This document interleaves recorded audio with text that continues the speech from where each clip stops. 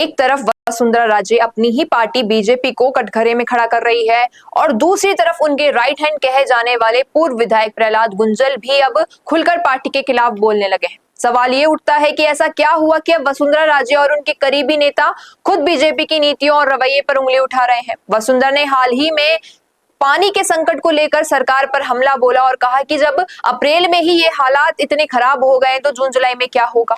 वहीं प्रहलाद गुंजन ने सीधे किरोड़ी लाल मीणा को निशाना लिया और नरेश मीणा केस में सरकार को ब्रेच ऑफ ट्रस्ट का दोषी बताया।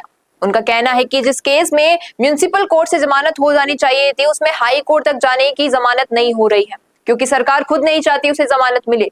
ये मामला सिर्फ एक व्यक्ति का या केस का नहीं बल्कि राजस्थान में आदिवासी समुदाय के साथ हो रहे अन्याय का प्रतीक बन चुका है। एसटी आयोग की रिपोर्ट ने साफ कह दिया है कि समरावता कांड में सरकार के अधिकारी दोषी हैं, लेकिन अब तक कोई कार्रवाई नहीं हुई है। गुंजल का आरोप है कि सरकार ने नरेश के पिता जैसे सज्जन व्यक्ति को दबाव में लेकर आंदोलन खत्म कराया और आज तक कोई वादा पूरा नहीं किया है। दूसरी तरफ किरोड़ी लाल मीणा पर आरोप लगे हैं कि उन्होंने मंत्री होते हुए भी कोर्ट जाकर आरोपियों की जमानत करवाई। सवाल यह है कि अगर सरकार में बैठा एक एक मंत्री जनता को न्याय नहीं दिला पा रहा है तो फिर सरकार का भरोसा कैसे कायम रहेगा। समरावता में जिन लोगों की संपत्तियां जलाई गई, जिन मासूम युवाओं को बिना वजह जेल में डाला गया, उनका नुकसान कौन भरेगा? क्या सिर्फ बोर्ड लगाकर ये गांव किरोड़ी लाल का है ये कह देने से न्याय मिल जाएगा?